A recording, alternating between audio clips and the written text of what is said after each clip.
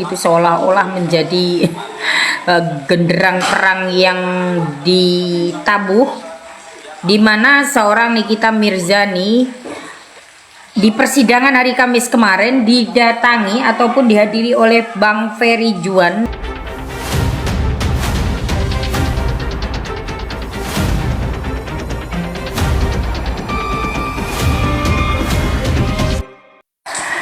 Persidangan akhir Nikita Mirzani yang dilaksanakan hari Kamis kemarin itu membuat gebrakan baru, itu seolah-olah menjadi genderang perang yang ditabuh, di mana seorang Nikita Mirzani di persidangan hari Kamis kemarin didatangi ataupun dihadiri oleh Bang Ferry Juan dan Pak Yamin. Kita ketahui bahwa Bapak Ferry Juan adalah pemerhati hukum. Nah, kehadiran dari Bapak Ferry Juan ini ternyata ini adalah mengajukan amicus curiae, di mana di situ adalah mengajukan pendapat hukum.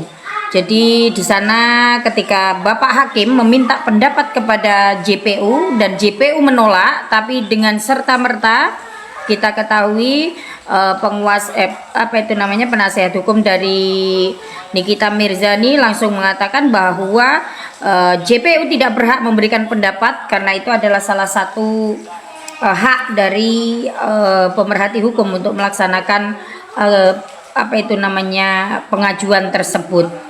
Nah, dan pada akhirnya saya juga melihat sedikit perubahan dari wajahnya Bapak Hakim ya, ataukah kacamata saya yang salah, dan JPU juga secara refleks ketika melihat dokumen yang diberikan oleh kuasa hukum Nikita Mirzani kepada Bapak Hakim, dan ketika kuasa hukum Nikita Mirzani mengatakan bahwa pemerhati hukumnya juga hadir di persidangan waktu itu, hingga membuat hakim pun juga agak sedikit tidak berani, kalau dilihat ya, tidak berani berspekulasi lebih, terkecuali memang mengiyakan dan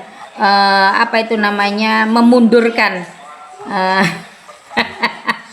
Oke lah, ini sudah menjadi bentuk dari banyaknya dan kisah panjang persidangan yang dialami oleh Nikita Mirzani. Kita berharap Selasa depan ini ada keadilan yang benar-benar harus diterima oleh Nikita Mirzani. Ini sudah di luar konteks sebenarnya, tetapi saya yakin kehadiran dari Bapak Ferry Juan dan Pak Yamin sebagai pemerhati hukum akan berada di pihak Nikita Mirzani untuk, memang ini adalah kasus skincare yang dimana sekarang ini seperti gundukan batu es, tidak ada yang berani membongkar ini. Dengan kisahnya Nikita Mirzani ini, mungkin setelah ini skincare Indonesia yang berada di Indonesia, mafia skincare ini akan tenggelam dan bisa dihilangkan dari dunia bisnis skincare, karena yang menjadi pelanggan dari skincare ini adalah rakyat Indonesia itu sendiri, yaitu kita perempuan, anak-anak gadis kita, dimana ketika merkuri itu melebihi ambang batas itu bisa berakibat kepada penyakit dalam tubuh kita, dan pasti efeknya ke BPJS nanti.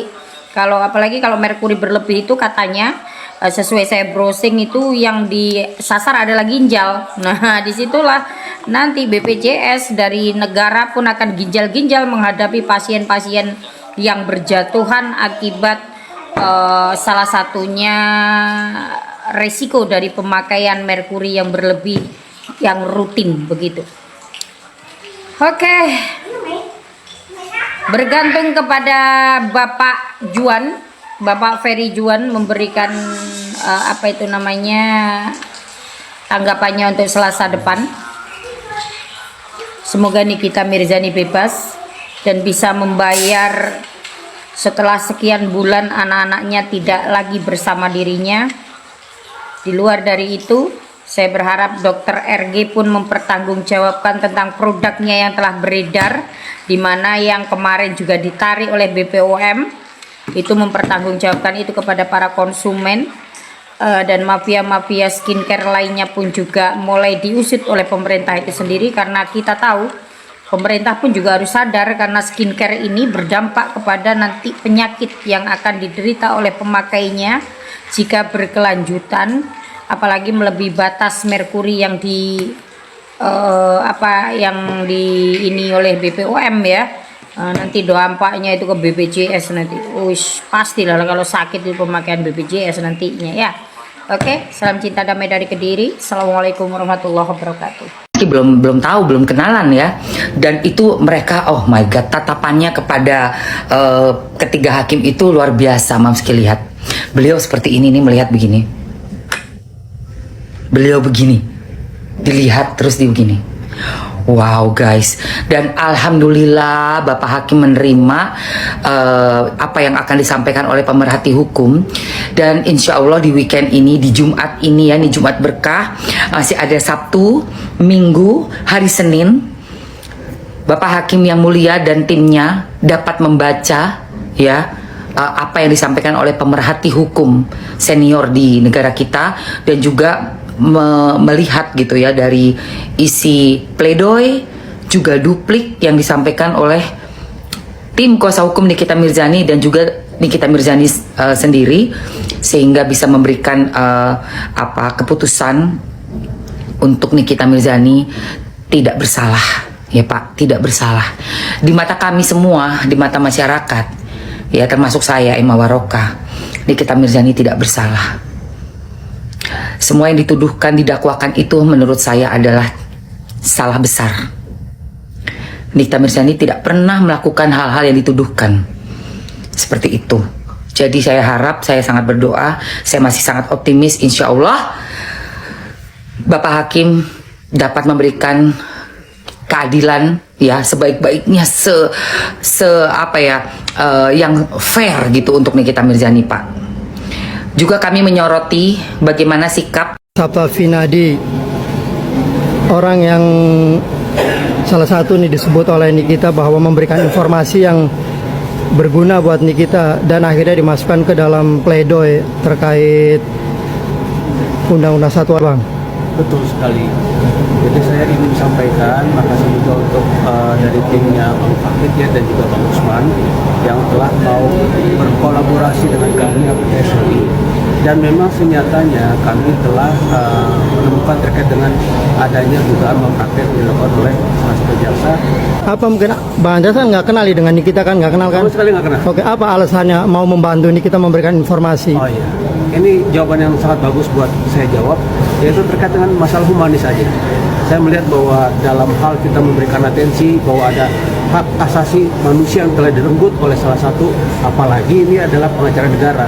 Gratis, ya, nginap, makan gratis, semua gratis, berarti bukan kerugian kan? Udah dibilang Pak, Bapak berhenti aja jadi pengacara. Bapak udah mulai pikun Pak, Bapak udah mulai ngawur ngomong. Bapak udah tua, Bapak pensiun aja. Nggak ngerti aku pola pikir Bapak ini. Lah Pak, pensiun aja lah Bapak. Lulusan mana Bapak ini? Lulusan mana Bapak ini?